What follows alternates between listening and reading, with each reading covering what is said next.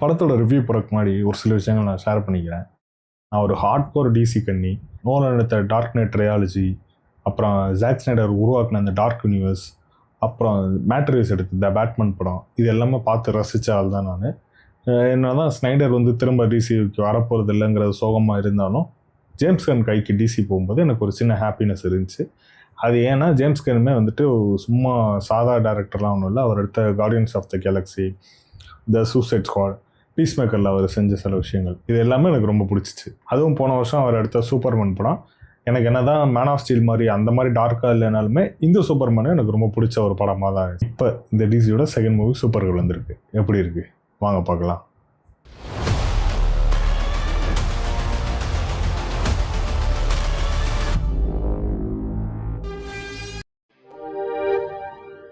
இந்த படம் super girl woman of டுமாரோன்னு சொல்லிட்டு ஒரு தரமான காமிக் சீரீஸ் இருக்குது.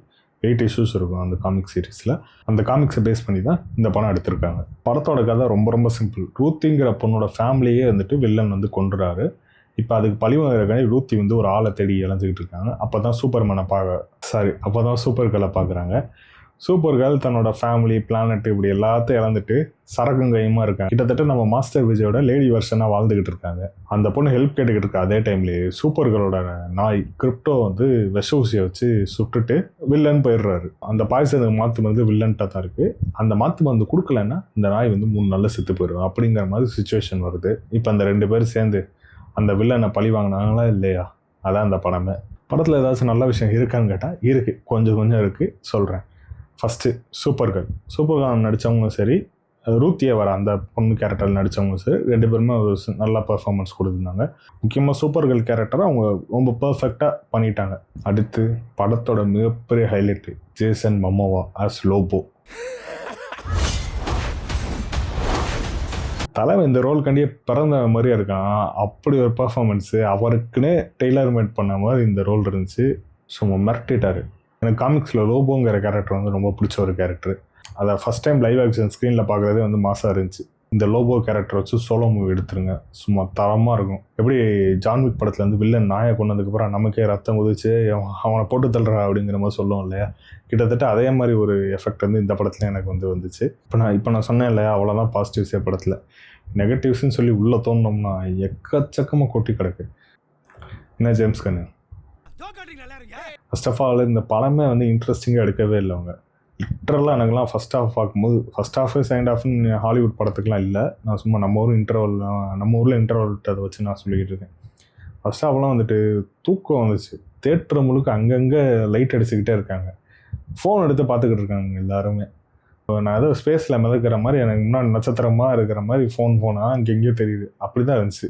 இதுக்கு முக்கியமான காரணம் கேரக்டர் டெப்த்துங்கிறதே இல்லவே இல்லை. அதை அப்படியே ஓரம் கட்டிட்டாங்க ஃபுல்லாக.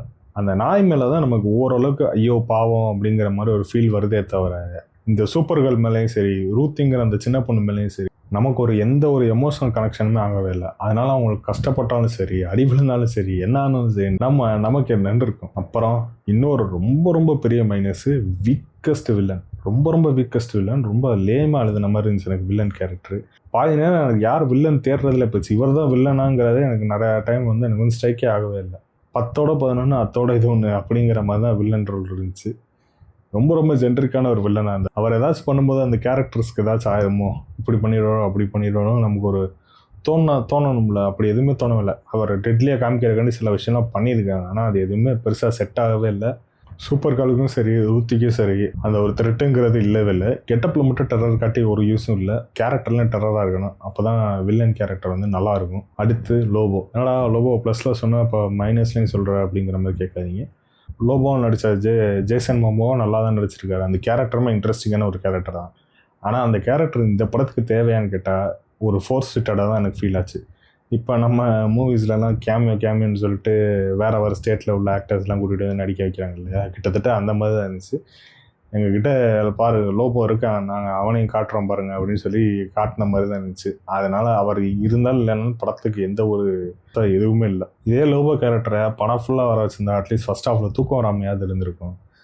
ஆனால் என்ன, அவர் படம் ஃபுல்லாக வந்து அவர் ஷோவை ஸ்டீல் பண்ணிட்டு போயிட்டே இருந்திருப்பார். அந்த மாதிரி கேரக்டர் தான் லோபோ கேரக்டர். மொத்தத்தில் சொல்லணும்னா டிசி இதே ட்ராக்ல போயிட்டு இருந்தா டிசியை காப்பாற்றுறது கஷ்டம்தான்.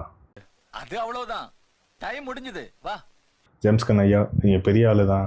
Guardians of the Galaxy, the Suicide Squad, Peacemaker, அப்புறம் சூப்பர்மேன் எல்லாமே நல்லா எடுத்துட்டீங்க. அதே மாதிரி அடுத்து வரப்போகிற மேன் ஆஃப் டுமாரோ படத்தையும் நல்லா எடுத்துருங்க. தயவு செஞ்சு சூப்பர் கேர்ள் மாதிரி சொதப்பிடாதீங்க. உங்கள் கையில் தான் டிசி எதிர்காலமே இருக்குது. பட் கண்டிப்பாக எனக்கு அடுத்தடுத்து வரக்கூடிய படங்கள் மேலே ஒரு நம்பிக்கை இருக்காது செய்யுது. அடுத்து கிளே ஃபேஸ்ன்னு வருது, அது வந்து பாடி ஹாரர் படம். அதுக்கப்புறம் Man of Tomorrow, the Batman 2 இந்த மாதிரி நிறையா படங்கள் வருது. அதெல்லாம் நல்லா இருக்குங்கிற ஃபீல் இருக்குது. இந்த படம் மாதிரி சொதப்பிடக்கூடாது, அவ்வளோதான் என்னோட ஒரு ஆசை. இந்த படம் எடுத்தது வந்து ஜேம்ஸ் கன் இல்லை. இருந்தாலும் நான் ஏன் ஜேம்ஸ் கனை பற்றி இவ்வளோ பேசிக்கிட்டு இருக்கேன்னா, ஏன்னா அவர் தான் வந்து இன்சார்ஜ் டிசிக்கு. அவர் தான் ஸ்கிரிப்டெல்லாம் ஃபைனலைஸ் பண்ணி ஓகே சொல்கிறவர். அதனால தான் அவரை பற்றி இவ்வளோ நான் பேசிக்கிட்டு இருக்கேன். அடுத்த படம் நல்லா கொடுப்பாங்கன்னு நம்புகிறேன். கைவிட்டுறக்கூடாது. நீங்கள் இந்த சூப்பர் கேர்ள் படம் பார்த்துறீங்களா? உங்களுக்கு இந்த படம் பிடிச்சா இல்லையா? கமெண்ட்ஸில் சொல்லுங்கள். நன்றி, வணக்கம்.